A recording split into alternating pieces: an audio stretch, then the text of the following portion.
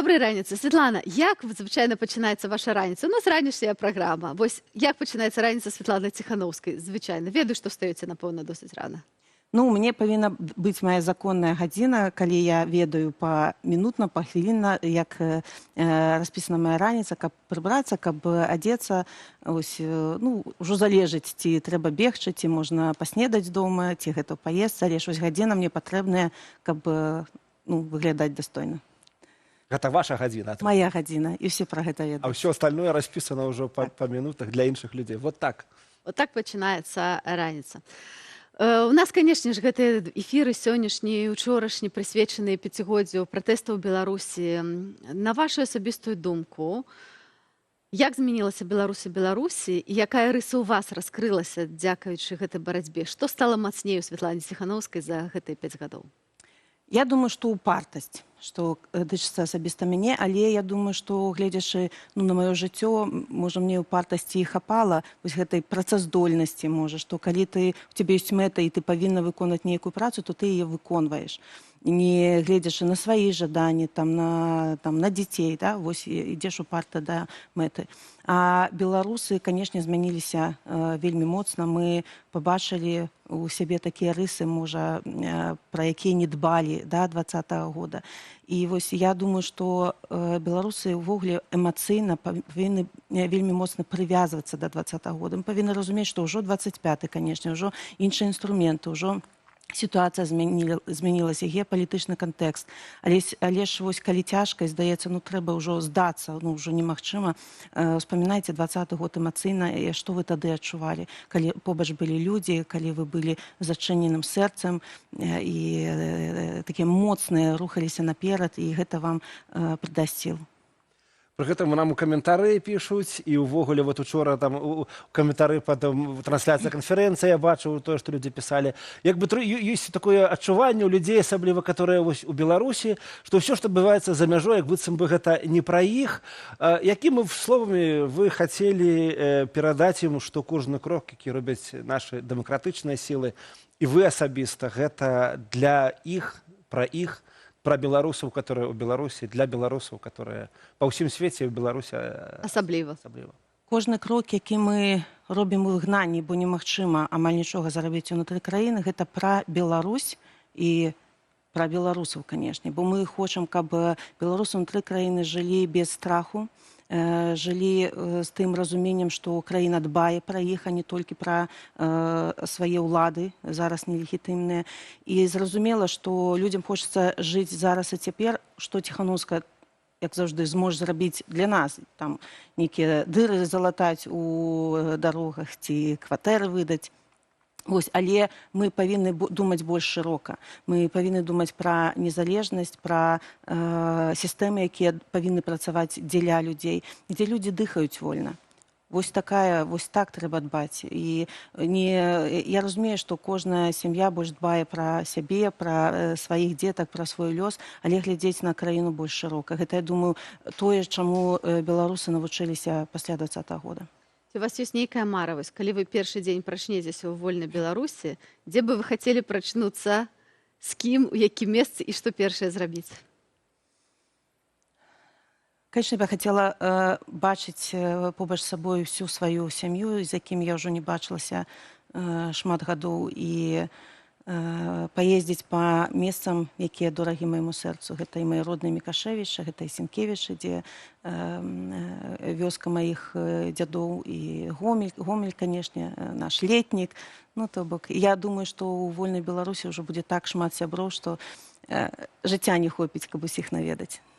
А я б хацеў бы запытацца вось пра жаночы фактар.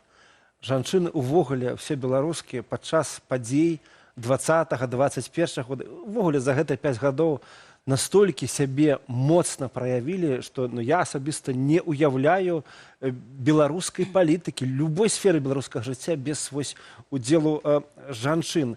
Як вы думаеце, чаму вось гэта адбылося і як беларускія жанчыны далей могуць сябе праяўляць? Слухайце, я ўпэўнена, што беларускія жанчыны заўжды былі моцныя, але яны заўжды былі так занявераныя ў сябе, бо мужчыны часам сваім эга прасавалі нейкія амбіцыі і ўпэўненасць жанчын у сябе, але ж такая адбылася жаночая рэвалюцыя і ўнутраная эвалюцыя ў жанчынах, і ўжо не будзе у нас у Беларусі нейкіх жаночых рухаў за свае правы. Бо жанчыны наши паказалі, што мы можам, што мы умеем, і насамрэч часам нават больш эфектыўныя, чым мужчыны.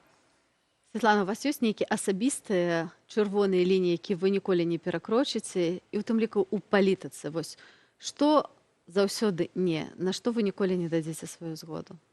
Дайце мне прыклады. Ну, прыклады, гэта як бы вашыя, на што вы ніколі не згодзіцеся? Я не ведаю.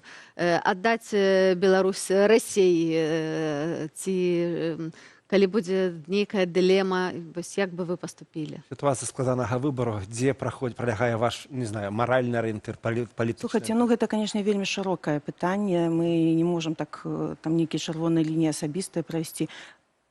Наша незалежнасць павінна быць недатыкальная. Мы, конечно, павінны быць незалежныя, і мы павінны самі выбіраць свой шлях. Ніхто не павінен нам дыктаваць, ці нам штурхацца ў еўразвяз, ці там нейкі альянс з Украінай асабіста. Да? Гэта павінен быць выбар людзей. Я думаю, што я не магу зрабіць подласць. Вось гэта тое, чаго ў мяне няма, і вось гэта моя, можа, чырвоная асабістая лінія. Ну, тады адразу пытанне вось пра вашага галоўнага апанента, который кранаецца і незалежнасці, і суверэнітэту. Калі б у вас была магчымасць задаць адно пытанне асабіста Лукашэнку, ці нешта сказаць яму, што б гэта было? Якія словы б яму зараз сказалі? Я думаю, што я... Ну, в ogóle я не уявляю сабе, што я там з ім размаўляю, але б я сказала, што мне вельмі вас шкада, што вы за 30 год сваёй улады змаглі б збудаваць разам з людзьмі нармальную, эфектыўную краіну, але ж за вашых такіх персанальных амбіцый, вось гэтага высокага эга вы просто ўсё тое, можа, што вы зрабілі для краіны, там, да, вы ўсё перакрэслілі. І ніхто пасля таго, як вы сыдзеце ў лепшы свет, ніхто вас не будзе памінаць добрым словам. А гэта, я думаю, што найвялікшая страта для любога чалавека. Для беларусаў усіх, я думаю, вельмі важна зараз заставацца годнымі, падтрымліваць адзін аднаго. У нас у студыі літаральна некалькі хвілінаў была Вольга Зазулінская, якая расказала цікавую гісторыю пра яблыкі, які пабачыла ў нас на стале, што Сергей вельмі любіць яблыкі і папрасіў, каб былі ў офісе яблыкі. Ці у вас ёсць нейкая фішка, што ў Святланы Ціханаўскай заўсёды павінна быць у офісе? Ну, я прашу сваю каманду, каб у офісе не было канфет. Бо так міма прайсці я проста не магу. Жанчыны, мы павінны дбаць пра свае фігуры. А вось калі ёсць, ну я заўжды вазьму. То кажу, ну хавайце ад мяне. З глаз долой, з сэрца вон. А хто робіць ранішнюю каву альбо гарбату ў вашай сям'і? Вось зараз Сергей вярнуўся, напэўна, все памянялася, правда? Ці нейкія звычкі, ці сямейныя традыцыі засталіся нязменнымі? Ну, так сталася, што я каву не п'ю, але ж у Сергея ёсць свой рытуал. Ён не гатуе сабе каву там з чайніка, у яго ёсць турка, у яго ёсць газавая гарэлка дома, і ён там на сталешніцы, ну, амаль што гатуе сабе каву. Яна вельмі смачна пахне, але я не п'ю. Так вот. Вот так вот. А дзеці як рэагуюць зараз? Не глядзячы на то, што тата дзівіўся, бо бачу, што тата паўсюль, ці радуюцца, ці атрымаецца бавіць трошкі час і правесці яго вось усей сям'ёй? Стараемся мы праводзіць час разам. Я думаю, што так атрымліваецца, што я асобна з дзецьмі, Сергей асобна, бо мы ў розны час домой прыходзім. Ну, гэта такія вось моманты сямейныя, але ж, канешне, дзеці шчаслівыя, што і тата побач, і мама, калі мама ў дрэнным настроі, можна тату пайці пажаліцца, раней не было каму. Ну, это жарты, канешне, але ж, ну, такое утульнасць прыйшла ў дом. То бок, хто добры паліцэйскі у вас у хаце? Бо звычайна бацькі. Залежыць. Я ўсе гэтыя гады павінна была быць адначасова і добрым, і дрэнным, а тут уже можна на маці пайсці паскардзіцца. Ну і што, у нас застаецца мала часу, таму што вы ўцякаеце на жаночы сняданак, які зараз будзе адбывацца ў рамках канферэнцыі «Нова Беларусь». Я, на жаль, не траплю, але там будзе вельмі шмат цудоўных жанчын, якіх мы будзем запрашаць у нашу студыю. Але запытаем вас, што для вас значыць быць беларускай для вас асабіста? Мы пытаем сёння ўсіх нашых гледачоў, гледачак і, канешне ж, вас запытаем. Ведаеце, гэта зноў жа пра трансфармацыю, бо да 20-го года я б нават не ведала, як адказаць на гэта пытанне, што значыць быць беларускай. Ну, жыць на тэрыторыі, да? Вось у цябе ў пашпарце беларуска напісана, вось гэта твая належнасць. Але пасля 20-го году прайшла такая трансфармацыя, што для цябе беларуска гэта гонар. Гэта гонар быць часткай нацыі, якая сябе так годна праявіла і якая вось на працягу ўжо гэты год трымаецца разам і не дазволіла рэжыму перагарнуць старонку і нават у цяжкія часы стараюцца дапамагаць адзін аднаму. І вось гэты гонар жыве ў мяне вельмі моцна. Не адпусцім без бліца. А ў мяне ёсць такое пытанне яшчэ да бліца. Вось, я глядзеў каментары, і людзі таксама пытаюцца ў каментарах. Слухайце, а вот за гэта 5 гадоў ці быў момант, калі вы думалі, все, надоело, все, кидаю? Так, амаль кожны дзень. Амаль кожны дзень. І, ведаеце, гэтыя адчуванні былі вызваны не больш там стомленасцю ці там нейкімі там унутранымі сваркамі, а калі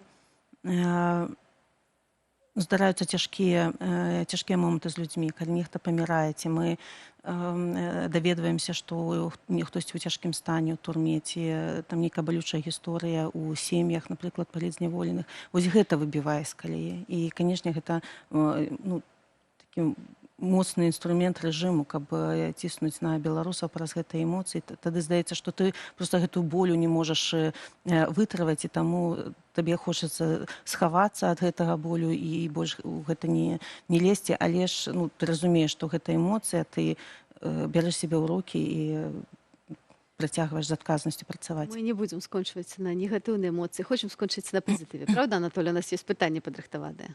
Ну, правда. Вот, вось у нас есть невялічкі бліц, які мы падрыхтавалі. Вельмі хацелася б даведацца. Дранікі з мукою ці без? Такі правакатыўнае пытанне. Давайте... Это пытанне беларускай ідэнтычнасці, насамрэч. Іх там яшчэ ёсць глубокская, ці гэта... Рагачоўская. У нас гатавала і бабуля, і маці мая з мукой, то з мукой. Халаднік на вадзе ці на кефіры? На кефіры толькі. Так, то все-таки рагачоўская ці глубокская згушчонка? Слухайте, я згушчонку не ем, але я думаю, што тут яны не канкурэнты. Гэта ўжо такая цікавінка для беларусаў, каб было аб чым паспрачацца, абодве добрыя. І самае прыгожае месца ў Беларусі, на вашу думку, якое? Ваша месца сілы? Там, дзе я правяла дзяцінства, гэта вёска. А калі бы вы маглі перадаць свету адзін артефакт з беларускай культуры, што бы гэта было?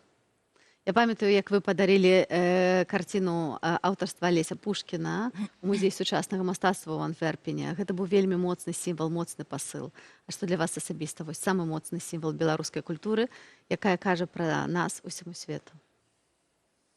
Ведаеце, што, зноў жа, я не хочу заўжды прывязвацца да 20-го году, але ж там былі такія моцныя сімвалы, якія пераадкрылі Беларусь увогуле для міру, і каб паказаць, што гэта было вельмі важнае сабыцце для Беларусі, то гэта была б Ева.